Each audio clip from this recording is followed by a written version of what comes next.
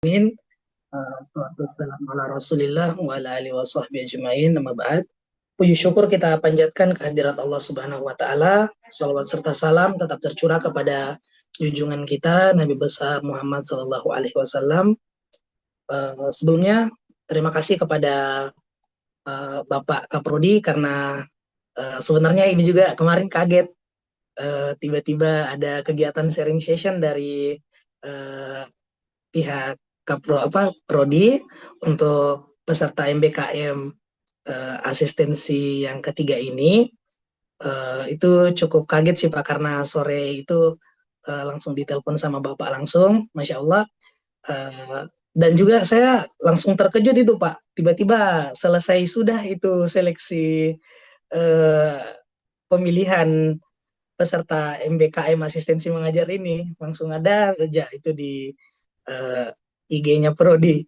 Jadi Iya, ya baik. Mungkin kalau dari saya sendiri uh, sebelumnya biar kita tambah akrab ya kan, supaya dari asistensi mengajar angkatan yang pertama dan yang kedua bisa saling mengenal juga sama yang ketiga ini. Bisa mungkin di Om Kem dulu teman-teman. Ada Amalia, ada Mulyana, ada Sukma ini. Ya Om Kem dulu dong. Iya. ya betul Iya supaya dong. ditahu ya. Iya, betul Pak. Nah, kan begini lebih enak gitu. Cari jilbab dulu Kak. Maaf, maaf. Nggak ada kesiapan ya. Belum siap ini. Oke, mungkin kalau dari saya sendiri akan mengucapkan dulu selamat sama teman-teman yang sudah terpilih karena asistensi mengajar ini tentunya adalah sebuah kebanggaan tersendiri karena tidak semua orang yang bisa lolos dengan seleksi ketat yang diadakan di prodi itu. eh, Maka kalian ini orang-orang yang bisa saya bilang adalah orang-orang yang hebat. Oke, mungkin kalau saya sendiri sudah kenal beberapa ya, ada Amalia, ada Mulyana itu bagian dari Smart Pie ya, Pak? Ya, bagian dari Eh, Smart Pie mungkin ya. Nanti, kayaknya Mulyana enggak deh. Mungkin oh, dia enggak ya? di di ini ya yang punya cendikia mungkin Mulyana. Oh iya, oh, Oh, enggak Mbak, juga ya? bu- Hmm, bukan kayak familiar-familiar mukanya, Pak. mirip-mirip Ya mungkin sepertinya Sukma mungkin. mungkin saya enggak terlalu familiar. Ya, mirip-mirip ya terkenal-terkenal mukanya. Oke, paling muncul mungkin Amalia. Baik, pertama itu ucapan selamat dari saya karena kalian telah lulus seleksi asistensi mengajar ini. Manfaatkan momen ini sebaik-baiknya karena apa ya teman-teman? 4 bulan itu bisa kita bilang bukan hal yang mudah karena kita akan banyak berkonfrontasi, akan banyak uh, bermain dalam hal yang lebih besar, utamanya pengalaman. Karena kita selama ini kan cuma belajar di uh, kelas dengan teori-teori, tapi praktiknya kita minim. Maka dari itu, asistensi mengajar kali ini pasti akan menjadi hal yang besar untuk kalian. Experience-nya besar sekali. Utamanya kita yang mengajar di SMP. Siapa saja sih yang mengajar di SMP? Kalau boleh tahu. saya Kak Oh, sama Amalia. Terus? Oh, Sukma. Sukma. Oh, yang Iya, Sukma ya? iya Kak, sama Male Fitri juga Kak. Oh, Amalia juga. Oke, ada berarti Mulyana di SD. Baik, yang perlu saya katakan karena saya juga kemarin asistensi angkatan pertama itu mengajarnya di SMP 4 Majene. Ya, sekarang sudah bermitra alhamdulillah dengan Stan Majene. Eh, itu memang di tingkatan SMP bisa saya bilang adalah eh, hal yang cukup susah. Kenapa? Karena di tingkatan SMP itu kita kalau misalnya nanti mengajar, ini berdasarkan pengalaman saya, mengajar di tingkat SMP itu sama halnya kita mengajar anak SD untuk yang kelas 7 apalagi. Karena mereka baru pindah ceritanya dari masa SD mereka ke masa SMP. Emosi mereka itu belum stabil. Jadi kalian yang akan menghadapi peserta didik nantinya, baik langsung ataupun tidak langsung. Yang pertama, saran dari saya adalah harus punya trik-trik dalam mengelola energi, karena banyak sekali nanti hal-hal yang mengejutkan nanti kita akan dapatkan di dalam kelas. Ada culture shock-nya tersendiri. Apalagi kalau mungkin sekolahnya itu adalah sekolah yang mungkin notabene-nya katanya orang-orang, wah ini anak muridnya begini, anak muridnya begitu, dia nakal, dia berisik dan lain sebagainya. Maka kita sebagai orang yang menimba ilmu di sana, utamanya mendapatkan ilmu tentang pelajaran, bagaimana kita mampu untuk mengelola emosi kita, stres kita. Entah ya, kalau dari Rahmat sendiri kemarin betul-betul diberikan jam full di kelas seperti saya dulu, ataukah tidak, karena ini kan sekarang sama dengan angkatan yang pertama ya, satu-satu orang gitu terpisah. Kan kalau di angkatan kedua mungkin mereka ada teman ngobrol gitu. Jadi usahakan juga teman-teman, ketika teman-teman, ini saran yang kedua ya dari saya, usahakan kalau kita di lingkungan sekolah itu aktifkan juga kompetensi sosialnya. Selain tadi manajemen emosi, yang pertama kompetensi sosialnya, rajin akrab-akrab kayak sama guru, sama peserta didik, jangkik vakum. Jangan cuma datang ke sekolah, nyapa sebentar, cipika-cipiki, habis itu pulang karena sudah capek gitu. Tidak. Usahakan kalian betul-betul membangun image yang bagus, kemampuan sosial kalian di situ betul-betul manfaatkan baik-baik. Kalian kumpul sama guru-guru, ikut bareng sama mereka, nimbrung, ada kegiatan rapat ikut. Biar apa? Biar kalian itu dikenal, itu yang pertama. Yang kedua, biar kalian itu mampu menjadi pribadi yang tidak penyendiri begitu. Karena nanti ini kan sendiri-sendiri gitu. Masalah-masalah kalian itu akan ada sendiri-sendiri nantinya.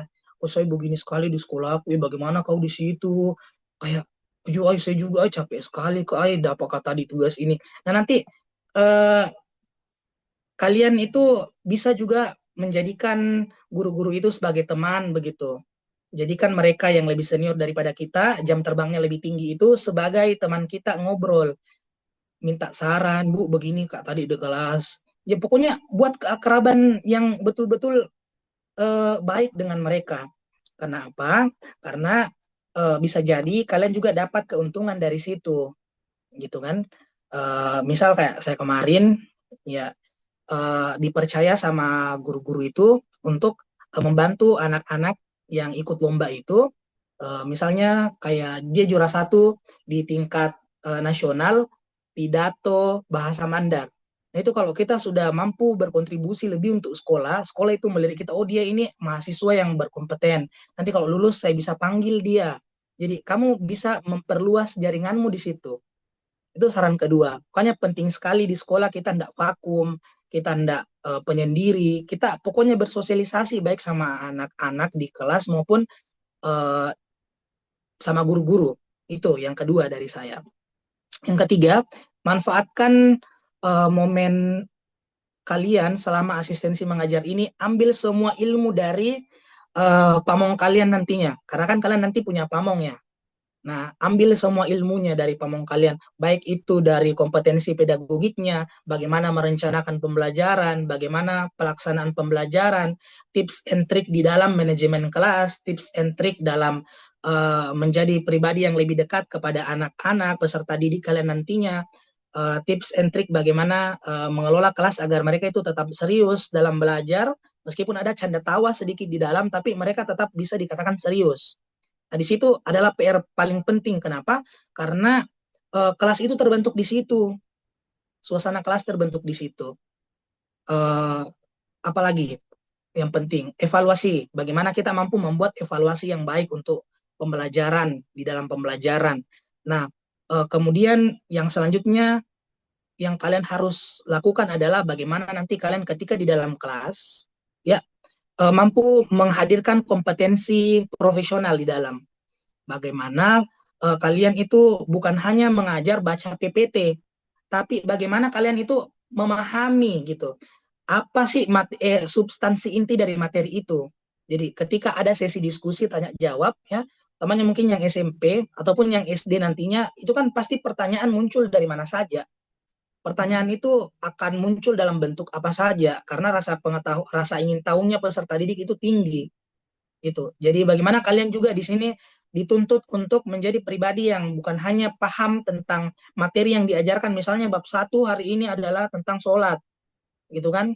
Ya kita belajar dulu ya, iman kepada apa rukun Islam yang kedua itu sholat adik-adik dan seterusnya dan seterusnya. Bagaimana kalian bisa eh, menghadirkan bahwa kalian itu adalah orang yang profesional begitu dalam mengajarkan nantinya.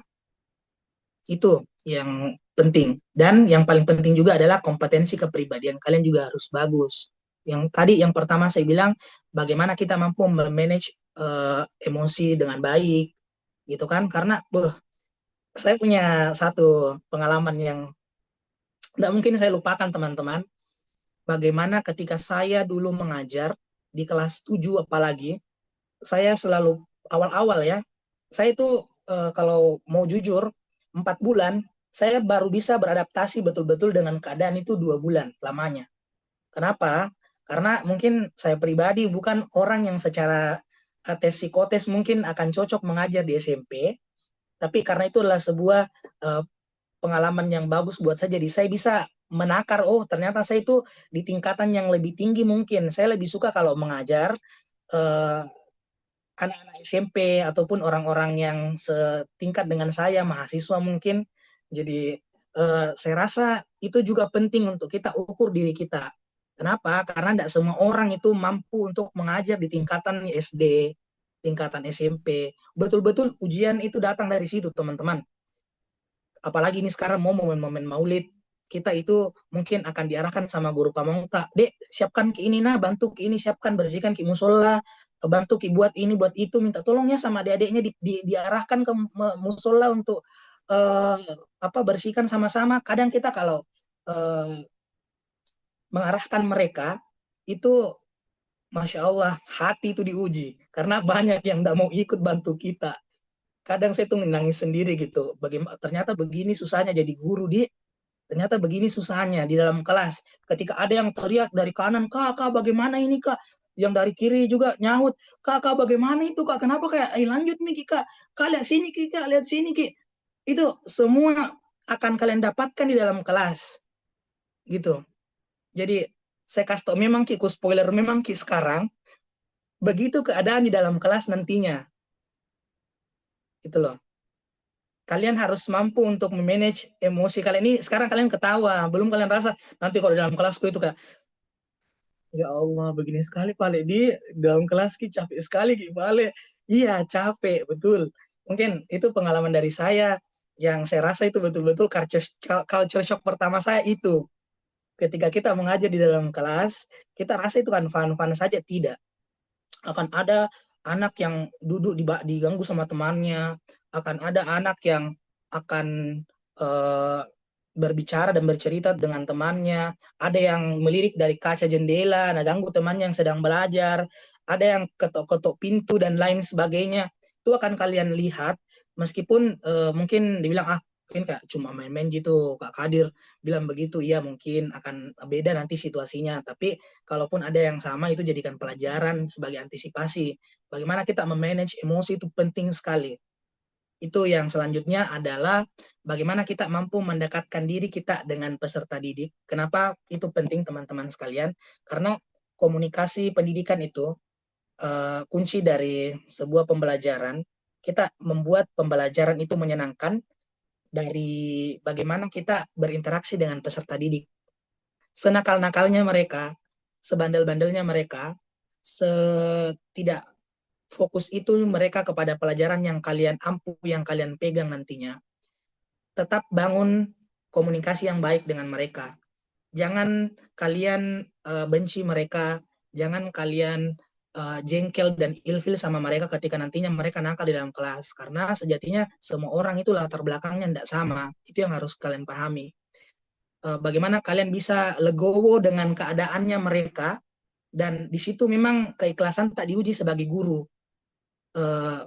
Itu yang saya dapatkan ketika saya mengajar dulu. Bagaimana saya dulu pertama-pertama itu mau sekali kakak pintar semua, paham semua ilmu agama dalam kelas, itu terlalu tinggi teman-teman. Tinggi sekali itu. Dan saya sadari itu 2 bulan kemudian. Bagaimana kita membangun pelajaran itu menjadi pelajaran yang ekspresif di dalamnya.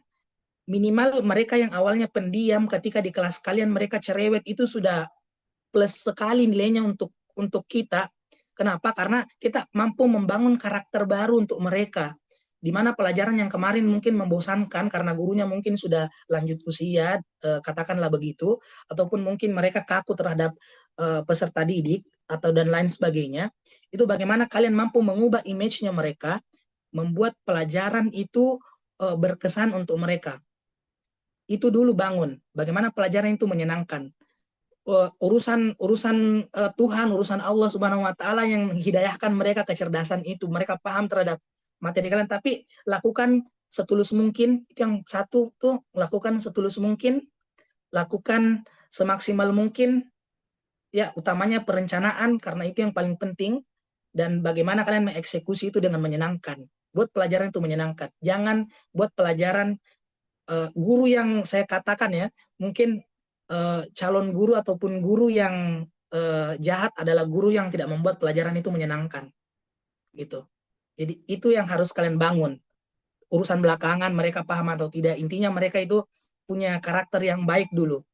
Karena di zaman sekarang kalau kita mau tuntut anak-anak mungkin dengan kondisi kita sekarang, ya banyak masalah yang mungkin akan kita lihat di dalam nantinya. Selanjutnya adalah penting juga belajar ilmu parenting teman-teman. Karena apalagi kalau kita itu anak-anak SD mungkin kita ajar, itu ilmu parenting itu berguna sekali. Anak SMP, anak SD kita ajar. Kenapa? Karena di situ kita bisa merasakan lebih dalam kedekatan dengan peserta didik melalui latar belakangnya mereka. Banyak sekali yang saya dapatkan dulu. Mungkin contohnya begini. Pernah enggak kalian dapatkan anak SMP kelas 1, dia itu sudah minum miras dan itu didukung sama orang tuanya. Bagaimana kita mampu berempati dulu sama anak-anak seperti itu. Jangan kalian judge mereka, bilang, oh, ini nakal ini karena selalu minum miras. Tapi lihat dulu latar belakangnya seperti apa. Gitu. Kalau ada anak-anak yang mungkin dia alpa di kelas mungkin tak 3 kali, dan gurunya mungkin kayak masa bodoh, bagaimana kita mampu menghadirkan suasana yang berbeda untuk mereka. Misalnya lagi, saya pernah dapati ada anak, itu jarang masuk di kelas saya, kelas 8C waktu itu, karena dia ternyata latar belakangnya bapaknya itu sudah meninggal. Di rumah dia selalu berontak sama mamanya, tidak dapat apa yang dia minta, gitu. Apa kata mamanya ketika kami datang kunjungan bersama guru BK? Mamanya itu bilang, apa daya kami, Bapak Ibu? Saya tidak tahu, dia cuma pergi saja sekolah, salim sama saya. Ternyata dia tidak masuk ke dalam kelas itu beberapa minggu, hampir menjelang ujian semester. Tidak ada kutahukan, kasihan Pak, Ibu. Minta maaf sekali, kayak ini sibuk Kak urus rumah tangga. Karena ya apa penghasilan 600.000, saya jaga anaknya orang dari pagi sampai sore, habis itu saya lanjut lagi bersih-bersih di gedung kuliahnya Unsulbar. 600.000 jika siang penghasilanku. Nah ini anak mau minta HP gitu. Jadi bagaimana kita mampu menghadirkan perhatian lebih kepada anak-anak yang mungkin latar belakangnya itu tidak mudah begitu, tidak sederhana. Latar belakangnya mereka itu rumit. Kalau mereka tidak punya mungkin pulpen, dengan ringan tangan kalian akan berikan itu kepada mereka. Ini pulpen dek pinjam dulu. Kalau misalnya kamu kayak mau lebih lagi, bilang ada jiwangku ganti nanti, ya ambil medek itu pulpen supaya mereka semangat belajar dengan itu. Berikan fasilitas terbaik kalian. Karena itu susahnya jadi guru kita, karena dituntut untuk mencerdaskan anak bangsa, dituntut juga untuk paham secara perasaan, secara empati. Kita harus paham kepada, jadi kita nih bagi derita gitu sebenarnya sama orang tua gitu. Kalau kita mau tahu lebih dalam, dan akan kalian dapati ada guru yang nantinya akan bodoh amat dengan keadaan itu, dan akan ada yang kalian lihat yang peduli dengan keadaan itu. Tinggal kalian akan pilih yang mana. Itu. Selanjutnya mungkin dari saya, bagaimana kita nantinya ketika masuk ke dalam kelas pertama kali, kita dapat menghadirkan kemunculan kita itu sangat menarik, dan itu secara psikologi ya teman-teman. Ketika kita nantinya masuk ke dalam kelas, itu pertama kali itu akan menjadi tahap yang paling puncak. Kenapa? Karena kayak Anda bilang, wih ini masuk di kelas dengan riang gembira, ini pasti kakak ini keren sih, ini anu sih, ini menyenangkan sih ini. Jadi kalian bangun image itu sedari awal masuk ke dalam kelas. Kalian jadi pribadi yang riang gembira kah, atau jadi yang bodoh amat kah? Itu tergantung dari tampilan pertama kalian di dalam kelas. Karena itu yang akan dilirik nantinya. Oh ternyata ini pribadinya begini kakak. Iya begitu. Kita itu lihat orang itu berdasarkan apa yang kita lihat pertama kali pada dirinya mereka. Gitu. Jadi bagaimana kalian mampu menghadirkan itu dulu. Pembelajaran yang menyenangkan, pembelajaran interaktif, kalian kuasai materi, gitu kan. Di samping tetap saya ingatkan kembali sama teman-teman sekalian, log aktivitas mungkin sudah dibekali sama Bapak sebelumnya. Log aktivitas itu usahakan tiap hari 1 kali isi. Jangan ditunda-tunda. Karena log aktivitas itu selalu bikin orang kewalahan. Itu yang paling penting secara mekanis lagi ya, kita pindah lagi ya secara yang sistematis tadi, yang lebih manual lagi. Log aktivitas jangan lupa diisi 1 kali 1 hari. Jangan lewat, secapek apapun kalian. Jangan lewat. Karena ketika kalian tunda 1 minggu, itu pengerjaannya lama sekali. Apalagi nanti kalian akan di akhir, nantinya mengisi nanti laporan akhir. Itu kalau sudah ditambah kalian tidak kerja itu log aktivitas, kalian tidak sesuaikan nanti dengan laporan akhir kalian seperti apa, itu ribetnya minta ampun. Kalian sendiri bakal stres itu. Dan ketika kita sudah stres, itu akan terbawa juga ke anak-anak nantinya ketika kita mengajar, berinteraksi. Karena mood kita tidak bagus. Jadi penting sekali untuk mempadukan tadi semua yang saya ucapkan tadi. Utamanya juga mungkin ini ada tips saya baru dapatkan dari pelatihan beberapa minggu yang lalu. Ketika kita di dalam kelas, apalagi kalau kita jadi guru, kita harus mampu untuk melakukan treatment kepada diri kita. Karena bisa jadi kamu nanti akan mengajar di jam pertama, mengajar kok juga di jam kedua, mengajar kok juga di jam terakhir. 3 kali kok ceritanya masuk, atau 2 kali kok masuk. Kan kalau kau tak ngomong tuh capek kan? Apalagi mood kita sudah tidak bagus. Jadi cari pertama, cari waktu yang paling pas untuk merecharge energi kita. Apakah kita ke kantin makan, cipika-cipiki atau seperti apa, atau istirahat di belakang sambil main HP. Sebar itu semua persendian yang ada di wajah kita tuh, ini yang pertama, ini, pokoknya ini semua. Usahakan itu sebelum masuk ke jam selanjutnya kalian bisa buat itu rileks kembali, supaya kalian tidak kaku nanti menjelaskan. Memang sederhana teman-teman, tapi dalam pelatihan yang saya ikuti itu penting sekali. Nah, selanjutnya lagi, mungkin ini tidak beraturan sudah, karena agak-agak ini, saya baru muncul lagi. Tips selanjutnya itu teman-teman, bagaimana kita bisa lakukan physical touch yang baik, karena manusia itu, dia punya kurang lebih 4 atau 5 cara mereka merecharge energi. Yang pertama itu adalah dengan kita memberi perhatian. Kalian akan disukai ketika kalian memberikan perhatian lebih kepada peserta didik. Mungkin itu tidak akan bisa kalian lakukan kepada semua peserta didik, karena jumlahnya mungkin akan banyak, 30, 25, 20-an ya kan. Sedangkan yang ideal dalam satu kelas itu adalah 15, mungkin 15 orang. Tapi ya itulah keadaan Indonesia. Kita fasilitasnya kurang, gurunya kurang. Jadi kalian akan mengajar nanti 30 mungkin, 25, 20 orang. Dan bagaimana kalian bisa, yang pertama tadi, memberikan mereka perhatian meskipun tidak keseluruhan. Yang kedua, itu tadi physical touch. Kan kalau cewek kan dia mungkin suka, ada mungkin ya kalau disapu-sapu kepalanya, atau mungkin kalau laki-laki dipegang pundaknya gitu kan. Itu penting juga, bagaimana kita membangun kedekatan, empati kita, emosi kita sama anak-anak. Bagaimana kita mampu memberikan juga mereka yang ketiga, reward.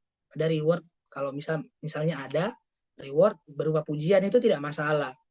Meskipun kayak misalnya mereka supaya berani bertanya, Kak saya mau nanya, cuman malu-malu jadi diwakilkan sama temannya yang di samping gitu misalnya. Oh ya pertanyaannya bagus, pokoknya bilang saja ya bagus pertanyaannya, ya pertanyaannya menarik ya. Pertanyaannya bagus. Usahakan kalian selalu bilang itu. Jangan bilang, pertanyaannya itu ya remeh sekali deh. Kayak jangan ada kesombongan di dalam ketika mengajar karena kalian belajar, mereka juga belajar gitu. Ada siklus seperti itu sekarang. Kita subjek, mereka objek, mereka subjek gitu kan. Jadi kita sama-sama belajar di dalam kelas. Selanjutnya mungkin adalah kalian memberikan waktu lebih ketika kalian nanti di luar kelas. Makanya sibuk kalian di sekolah nantinya. Jangan kayak pulang di rumah tidur. Kalau bisa kalian ikut bantu mereka kegiatan ekstrakurikulernya boleh. Karena kalian mahasiswa, kalian lebih berpengalaman berorganisasi, boleh bantu mereka. Kalau gurunya juga mengizinkan kalian bantu lomba, bantu juga lombanya mereka supaya kalian lebih kontribusinya. Pokoknya kalian harus serba aktif karena ini momen-momen yang betul-betul di mana pengalaman itu sangat berharga buat kalian. Jangan pernah vakum. Itu dari saya. Kayak kemarin mungkin kan tadi juara lomba pidato nasional itu saya bantu, saya buatkan teksnya, saya bantu berbahasa Mandarnya, dan itu dinilai sama guru. Bagaimana kita bantu mereka lomba cerdas cermat, mereka bisa sampai juara harapan 2. Tuh guru itu sangat menghargai itu. Pokoknya bantu bantu sekolah itu semaksimal mungkin agar image-nya mereka juga kepada kalian mahasiswa itu bagus gitu. Ya, itu penting.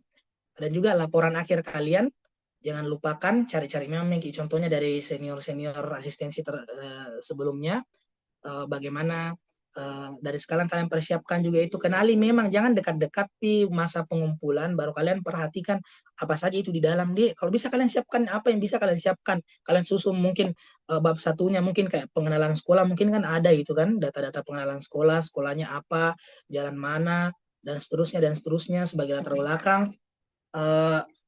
Itu yang paling penting karena kita kewalahan gitu kalau enggak apalagi mungkin itu sudah dilihat mungkin sama Rahmat dan teman-temannya kemarin itu bagaimana nyusun laporan itu sudah setengah mati ya, apalagi kalau sudah terdesak sekali dengan keadaan. Itu paling penting, jangan lupa loh aktivitas.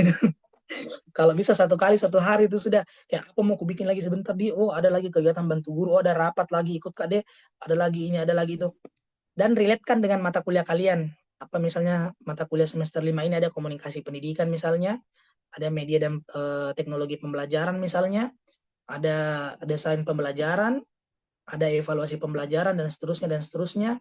Relatekan dengan itu. Dan sudah cocok kalian saya katakan di semester 5 ini karena hampir keseluruhan mata kuliah kalian relate. Kalian di lapangan, teman-teman kalian masih duduk di dalam kelas untuk menimba ilmu teori-teori saja. Sedangkan kalian sudah melakukan praktik langsung gitu. Jadi selamat buat kalian. Itu mungkin dari saya. Mungkin ada juga penyampaian dari Saudara Rahmat.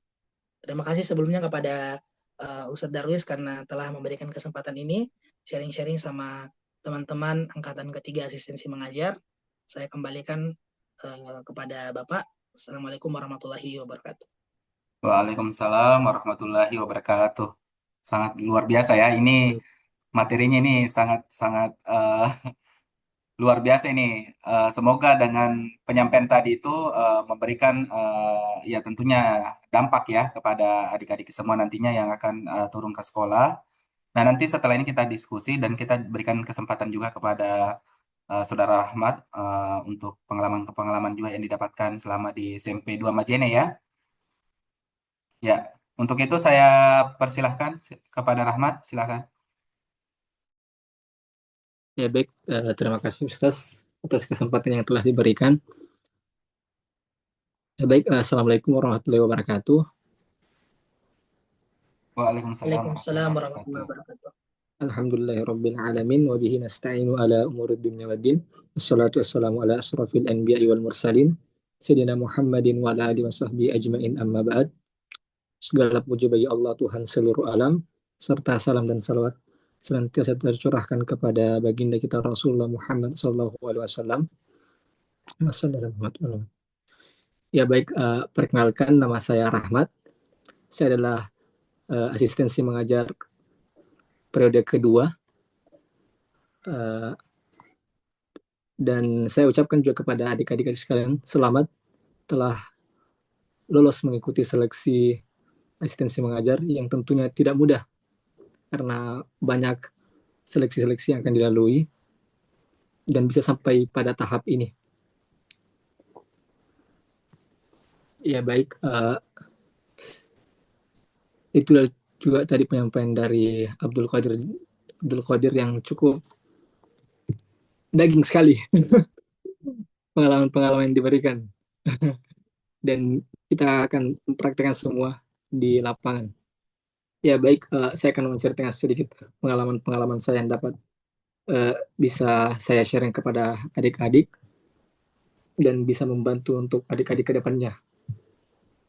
Yang pertama itu kita itu ke sekolah itu kita harus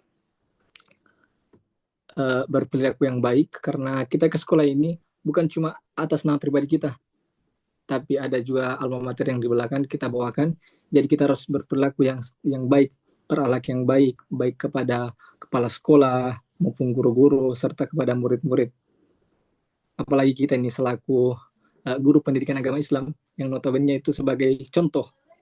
Jadi kita harus memperlihatkan perilaku yang baik agar kita bisa dicontoh pada murid-murid. Yang kedua itu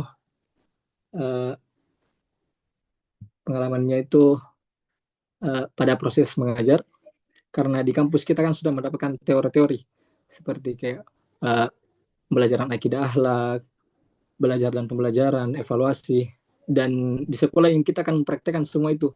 Apa yang kita dapat dari kampus, kita akan praktekkan ke sekolah, kita ajar ke sekolah. Jadi kita harus terus senantiasa belajar, menyampaikan materi. Pasti akan kita di sekolah itu dapat itu, kita akan membuat modul ajar, akan berinteraksi kepada siswa. Kemudian tentunya saya akan ditempatkan di kelas 7 yang notabene yang seperti dikatakan oleh Adit tadi itu dia proses peralihan antara SD ke SMP. Jadi dia masih memiliki perilaku dari SD-nya. Dia masih pergi main-main. Jadi bagaimana kita sebagai pendidik ini bisa meminimalisir keributan-keributan yang ada dalam proses pembelajaran. Karena yang saya dapat dari guru-guru itu, dia bilang itu bahwa anak-anak ini dia sering keluar pada saat proses pembelajaran. Jadi bagaimana kita ini sebagai mahasiswa, kita ini membuat proses pembelajaran itu lebih menarik. Supaya peserta didik ini tidak keluar terus, tidak keribut. Jadi kemarin itu saya mencoba melakukan itu menggunakan media yang interaktif seperti wall, Kahoot. Jadi siswa ini lebih menarik karena yang selama ini kan dia terima itu cuma metode ceramah, jadi dia bosan. Jadi kita ini sebagai mahasiswa yang otomatis kita sudah paham teknologi, jadi kita harus menggunakan media-media yang interaktif supaya agar peserta didik ini tidak merasa bosan pada saat proses pembelajaran. Kemudian yang saya dapat itu juga kita ini sebagai asistensi mengajar ini kita boleh hanya fokus saja ke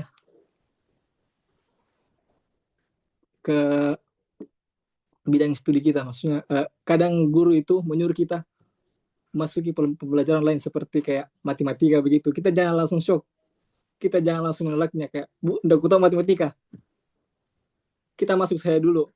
Kayak kita masuk tuh kan guru itu memberikan pelajaran itu kan hanya untuk memberikan tugas saja. Bukan untuk mengajarkan, hanya mengisi jam-jam kosong.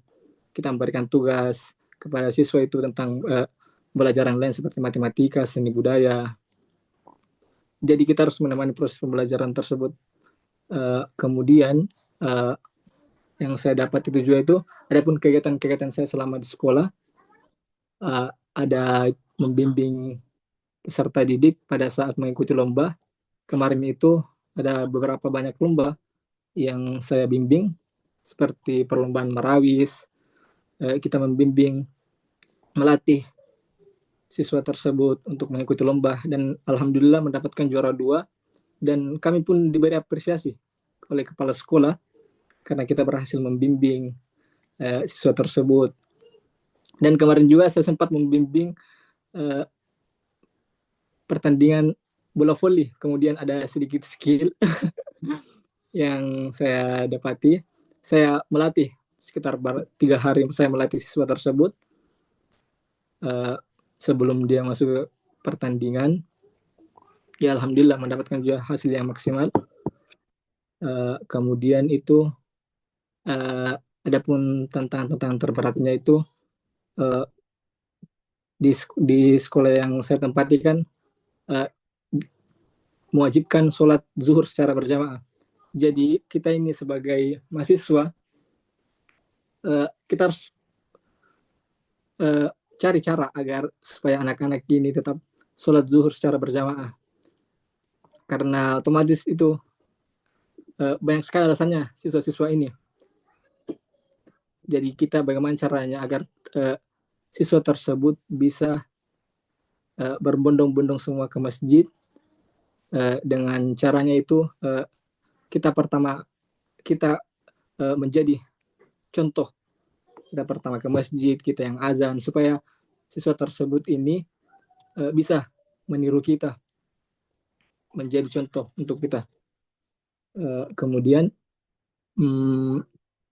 pengalaman yang saya dapat kemarin itu mulai dari saya kan mengajar di kelas 7. Itu pun saya 3 orang.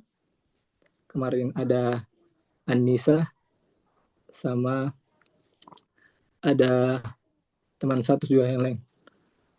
Kemudian pengalaman yang saya dapat juga itu yang tak pernah saya lupakan itu pas di asesmen terakhir penilaian, kita disuruh membuat lapor, kita langsung mengisi e-rapor dari aplikasi.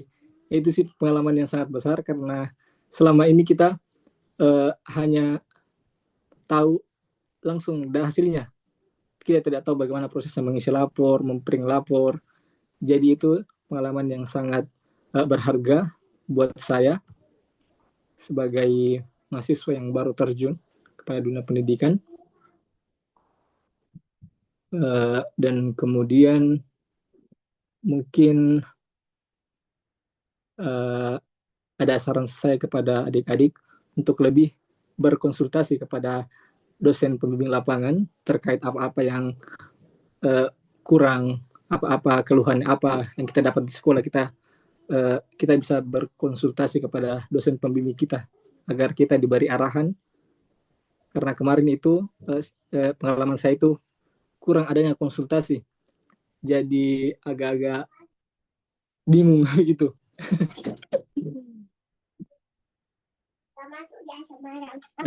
Kemudian pengalaman yang saya dapat juga itu tentunya kita harus banyak-banyak bersabar menghadapi peserta didik, karena sebagai pendidik itu harus ekstra sabar dan harus menggunakan banyak metode-metode pembelajaran agar peserta didik ini tertarik kepada kita. Kita menumbuhkan ketertarikan pada saat proses pembelajaran dan membuat peserta didik tersebut merasa kehilangan ketika kita sudah tidak berada di sekolah tersebut, karena kita memberikan efek nyaman begitu ke peserta didik. Ya, jadi mungkin begitu yang bisa saya sampaikan. Lebih dan kurangnya mohon dimaafkan. Wassalamualaikum warahmatullahi wabarakatuh. Waalaikumsalam warahmatullahi wabarakatuh. Waalaikumsalam warahmatullahi wabarakatuh. Ini beda-beda pengalamannya ya, karena memang dalam menghadapi peserta didik itu banyak karakter yang berbeda, dan itulah banyak hal yang memang harus disiapkan ya. Tapi bukan berarti kita lari dari masalah ya, tapi bagaimana adik-adik semua siap mental, siap untuk memberikan yang terbaik untuk di sekolah. Baik, saya ucapkan banyak terima kasih kepada kedua pemateri ini yang sangat luar biasa.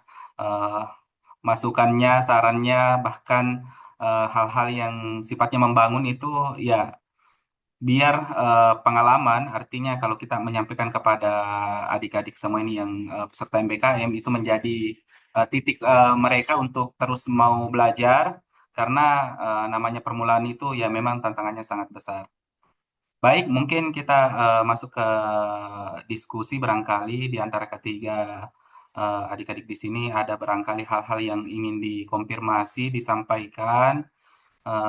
Kira-kira seperti apa yang perlu disiapkan selain mungkin yang sudah disampaikan oleh saudara Adi tadi sama Rahmat, silakan. Saya berikan kesempatan ke kalian.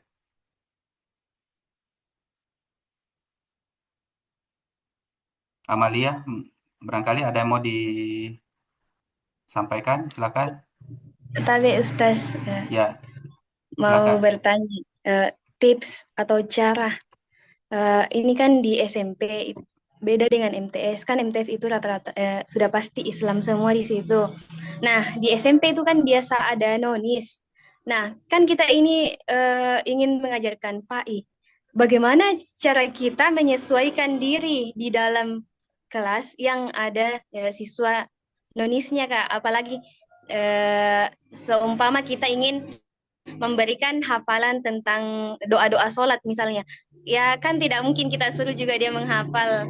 Kira-kira tugas seperti apa yang bisa kita berikan kepada siswa tersebut untuk pengganti dari siswa-siswa Islam yang kita suruh menghafal doa-doa sholat.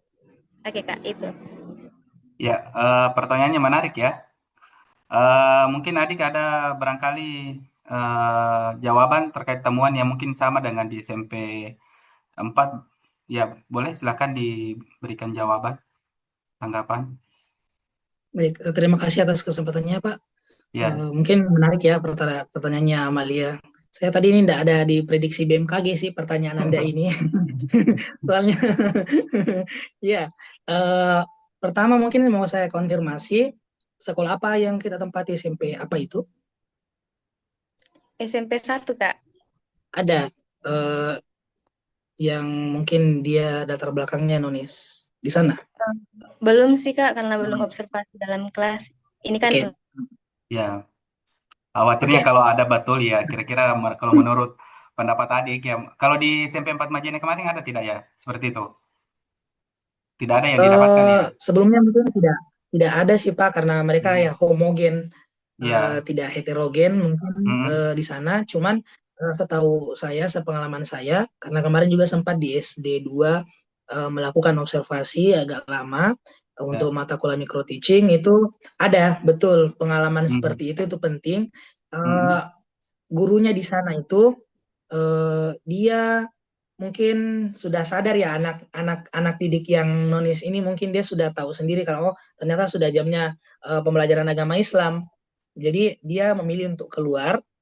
Begitu juga di SMA 2 karena ada juga kasus seperti itu dia keluar pada saat jam pendidikan agama Islam itu berlangsung. Jadi mereka itu sadar dengan keadaan kalau sedang jamnya untuk pembelajaran agama Islam dan mereka langsung biasanya keluar. Selain itu juga selalunya untuk yang beragama non Islam itu mungkin Kristen ya yang kalau di Majene itu biasanya dia dapat tugas dari gereja langsung karena pendidikannya mereka itu langsung diarahkan ke gereja gitu. Jadi mereka pasti punya tugas sendiri untuk dijalankan di berdasarkan dari pendeta yang ada di gereja. Biasanya seperti itu. Jadi mungkin tidak usah terlalu dipusingkan terkait hal tersebut. Kalaupun dia masuk ke dalam, sebenarnya tidak apa-apa, ya kan? Kenalkan Islam, syiarkan Islam, bagaimana kita menjadi pendidik yang memperlihatkan bahwasanya Islam ini seperti ini loh, Dek. Siapa tahu itu bisa menjadi asbab hidayah untuk dia, ya kan? Ada nilai Ya. positif di sana. Terlepas dia ribut atau tidaknya, nanti kan kita mampu untuk memanage juga kita mampu harusnya kita mampu untuk mengatur bagaimana jalannya pembelajaran di dalam. Apakah dia duduk di samping kita temani dia ngobrol pada saat teman-temannya sedang mengerjakan tugas, sedang ada hafalan mungkin kita bisa temani dia seperti itu. Apa karena dia mungkin suntuk karena dia sendiri yang mungkin nonis atau lain sebagainya. Banyak tips yang bisa kita gunakan. Karena kalau kita mau kasih juga tugas, saya rasa kurang etis. Karena pertama, ya bisa kita bilang, ya biar nih Kak dikasih tugas, karena kan supaya tidak jalan-jalan, pikir ribut-ribut, boleh kita temani saja dia cerita. Ketika kita sedang dalam sesi pemberian tugas misalnya. Ataupun mungkin kita taruh dia duduk di kursi dekat kursi guru begitu. Jadi ketika ada sesi rehat sedikit, temani dia ngobrol biar tidak terlalu suntuk, atau ajak dia bermain games. Ya saya pernah sih melakukan hal serupa ketika di SD 2 juga, karena kebetulan dosen guru pamongnya Fabri itu juga yang kami tempati Ustadz untuk waktu itu melakukan observasi dan diminta juga untuk ya, ikut menemani pembelajarannya peserta didik pada mata pelajaran pendidikan agama Islam waktu itu, dan kita ajak mereka bermain gitu, ajak saja bermain. Kayak misalnya siapa kemarin, Tere namanya, Tere. Tere, coba menurutmu mana nih? Tebak-tebak saja Mi, mana yang jawabannya benar. Kayak ada keseruan tersendiri begitu. Ya. Jadi it's okay, kita tidak terlalu kaku lah kalau untuk hal itu. Tidak usah dikasih tugas mulu. Buat mereka nyaman senyaman mungkin. Itu mungkin dari saya, Pak. Ya. Rahmat, ada tambahan mungkin? Mungkin ada juga didapatkan selama mengajar di SMP 2 Majene dengan kondisi seperti itu? Ya, baik, berdasarkan pengalaman saya, Pak, saya tidak mendapati pengalaman tersebut. Awalnya sih saya berpikiran begitu, karena kan SMP yang saya tempati kan SMP yang unggul. Jadi Iya, saya berpikir ada Kristen yang dalam ini. iya. Ternyata saya tidak mendapati hal tersebut. Kebetulan dia Islam semua. Iya. Baik, ya berarti tergantung nanti kondisi ya. Kalaupun nanti ada hal-hal seperti itu, seperti yang disampaikan oleh Adit, ya memang sih sebenarnya kalau ada eh, peserta didik yang memang nanti ditemui bukan non-Islam, ya memang pintar-pintar dalam hal ini bagaimana kita tidak membuat mereka juga terkucilkan ya. Artinya tetap bijak. Misalnya tadi saya kira sudah disampaikan sama Adit apa solusi-solusinya. Kalau saya ya mungkin bisa ditanyakan juga ke guru pamonnya. Kalau misalkan ada peserta didik yang non Islam, kira-kira apa yang harus saya lakukan? Apakah saya misalnya suruh ke kantin saja atau ke perpus atau seperti apa? Nah, itu bisa barangkali menjadi apa namanya ya solusi juga supaya tidak terjadi hal-hal yang diinginkan di kelas. Saya kira begitu tambahannya ya. Silakan Mulyana mungkin ada mungkin ya mau disampaikan, ditanyakan barangkali. Bagaimana Mulyana? Atau sudah ini ya, sudah aman kira-kira? Ini Eh, ya, ya kenapa? mungkin aman sih, insya Allah. Ya, karena ini Mulyana di SD Deteng-Deteng ini. Saya setahu ya di SD Deteng-Deteng yang dekat kampus itu luar biasa itu peserta didiknya di sana kebanyakan dari pinggiran ini di Rangas kalau tidak salah itu. Jadi peserta didiknya itu ya kalau dibilang mungkin agak bukan agak ya, mungkin nakal memang. Jadi harus betul-betul ini ya mentalnya itu harus harus betul kuat. Di kota saja ya banyak apalagi kalau memang yang terkenal di ini ya tapi ya semoga bisa dilalui hal seperti itu. Kalau Sukma sendiri ada yang mau ditanyakan mau dikonfirmasi barangkali mau ditanyakan silakan Anu Ci, tadi kamu aku tanya tentang ya. ilmu tingkah, bagaimana itu? Apa itu? Yang tadi ilmu parenting yang jelaskan dari Kak Oh, Abdul ilmu Kahar. parenting. Oh iya, mau dijelaskan kembali ya sedikit Iya, apa sih sebenarnya poinnya di situ ya. iya Ustaz. Ya, silakan mungkin Adit bisa berikan penjelasan kembali, mungkin poin pentingnya saja ya, dikaitkan dengan mengajar di kelas, seperti apa itu ilmu parenting. Ya, silakan Adit. Oke, sebenarnya kan kalau ilmu parenting itu, dia kan parent, orang tua. Jadi ilmu tentang bagaimana kita jadi orang tua gitu. Ya kan substansi jadi seorang guru itu kan tentu kita akan menjadi orang tua kedua bagi peserta didik di sekolah. Jadi penting untuk kita mengenali bagaimana eh, pendekatan yang baik kepada anak-anak gitu. Jadi itu yang paling penting. Kemudian di kelas adalah bagaimana kita membuat komunikasi yang efektif, bagaimana kita mampu mengolah emosi kita. Karena bukan hanya ya orang tua pun ya kadang marah sama anaknya. Jadi penting sekali di situ kita adakan manajemen emosi.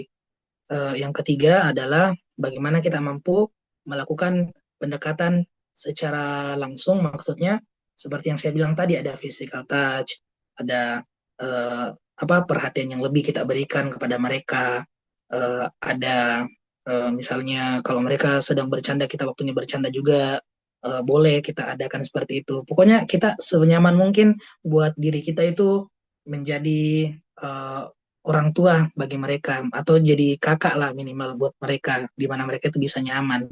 Itu penting sekali. Karena ya begitu, kadang juga saya itu dapati nah langsung tiba-tiba nyender di belakangku. Aku bilang, oh ini anak-anak ini lagi rindu mungkin sama orang tua yang sudah meninggal. Nah, memang latar belakangnya seperti itu. Jadi mungkin kayak tiba-tiba 60 itu kuku sayang Kak, sayang Kak jangki cepat-cepat keluar. Nah, kayak ada begitu. Jadi saya bilang tuh penting gitu. Kali kalau cewek kan ya kalian kan makhluk-makhluk berasa ya. Jadi kalian harus mampu cerdas-cerdas dalam mempelajari pendekatan seperti itu. Tapi jangan juga terlalu larut. Larut itu saran dari saya, jangan juga terlalu terlalu larut dalam perasaan itu. Ingat kalian punya batasan antara peserta didik dan juga guru, itu yang paling penting. Dan jaga image kalian di dalam kelas, karena jangan sampai mereka juga terlalu keterlaluan dan lain sebagainya. Maka wah sudah runtuh kalian image-nya jadi guru. Jadi pokoknya itu tetap perasaan itu penting, empati itu penting, tapi yang paling penting adalah bagaimana kita mampu menghadirkan batasan. Itu dari saya mungkin. Ilmu tentang orang tua. Iya, artinya saya tambahkan sedikit ya. Kalian di sini menjadi orang tua juga, bukan berarti dalam hal ini ya kalau di sekolah kan sebagai pengganti ya, sama halnya di kampus. Orang tuanya ya kalian yang ada di rumah, kalau di kampus ya orang tuanya adalah dosen-dosen yang ada di kampus itu. Jadi memang sangat penting ya untuk hal-hal seperti itu. Ya tadi saya tangkap dari Adit mengenai terkait dengan itu ya perasaan kita itu kalau misalkan nanti ada peserta didik yang memang betul-betul membuat kita jengkel bahkan bad mood itu jangan terlalu lama itu disimpan karena ya namanya pendidik itu ya betul-betul siap siaga kita terkait kondisi-kondisi seperti itu. Jangan sampai dengan hal-hal seperti itu. Nah, kita berlarut-larut tidak mau semangat belajar, tidak mau apa namanya, bahkan ya mungkin di dalam kelas itu berpengaruh loh dengan kondisi-kondisi seperti itu. Makanya ya kalau sudah dirasakan ya langsung cepat dibuang. Artinya ya ditahu memang kalian mungkin belajar tapi dengan hal itu memang betul apa yang disampaikan juga Adit, ya jangan terlalu lama disimpan karena ya namanya belajar ya pasti butuh butuh proses.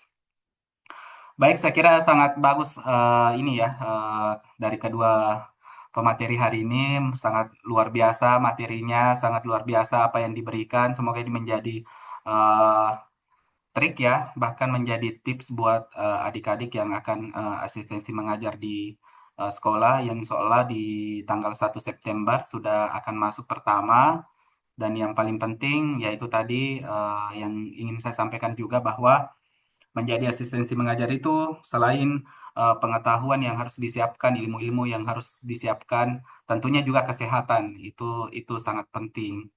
Nah, karena eh, mungkin ya ada beberapa hal yang saya temukan dari program sisi mengajar sebelumnya itu ada beberapa hal yang disampaikan kepada eh, asistensi mengajar. Kami ini Pak lagi kurang sehat atau sakit bagaimana kira-kira kami melaporkan itu ke guru pamong. Nah, karena kita tidak tahu ya sakit itu kan bukan yang kita minta, mungkin karena kondisi atau apa bagaimana, makanya tetap jaga kesehatan. Kalaupun ada hal seperti itu ya memang harus cepat dikomunikasikan ke guru pamong, dikomunikasikan ke DPL, ya bisa juga sampaikan langsung saya selaku sebagai ketua prodi. Ya saya kira mungkin begitu ya untuk hari ini. Satu pesan yang ingin saya sampaikan kepada adik-adik asistensi mengajar, ya perlu diketahui ya bahwa memang asistensi mengajar itu adalah salah satu program unggulannya di ini ya di skema Merdeka Belajar Kampus Merdeka yang dia disingkat itu MBKM. Nah, tujuannya memang ini adalah memberikan pengalaman langsung kepada mahasiswa untuk turut serta membantu proses pembelajaran di sekolah. Nah, hal-hal yang penting itu yang pertama memang ya mungkin sudah disampaikan kepada pemateri tadi, yaitu memberikan pengalaman mengajar di lapangan bagi mahasiswa, meningkatkan keterampilan profesional calon pendidik, membantu tenaga pendidik dalam proses pembelajaran, menumbuhkan kepedulian sosial, dan kontribusi nyata mahasiswa terhadap dunia pendidikan. Nah, tentunya itu dikaitkan dengan mata kuliah kalian nantinya apa yang perlu kalian lakukan di situ. Nah, untuk mata kuliah itu nanti kan kalian akan diskusikan sama DPL-nya ya, karena DPL-nya nanti saya akan sampaikan di WA Group siapa akan yang disampaikan untuk hal itu. Baik, saya kira seperti itu. Terima kasih lagi untuk semua adik-adik yang sudah terlibat pada kesempatan kali ini. Mohon maaf ya, mungkin tidak langsung secara nyata ini kalian dipanggil ke sini, tapi ya semoga dengan kondisi Zoom, tapi semangat adik-adik kalian tetap semangat untuk memberikan ilmu bahkan pengalaman-pengalaman yang sudah didapatkan selama asistensi mengajar. Mari kita tutup sama-sama kegiatan ini, tapi sebelum saya tutup, kita dokumentasi dulu ya laporan untuk di Prodi. Sembari saya stopkan dulu rekornya.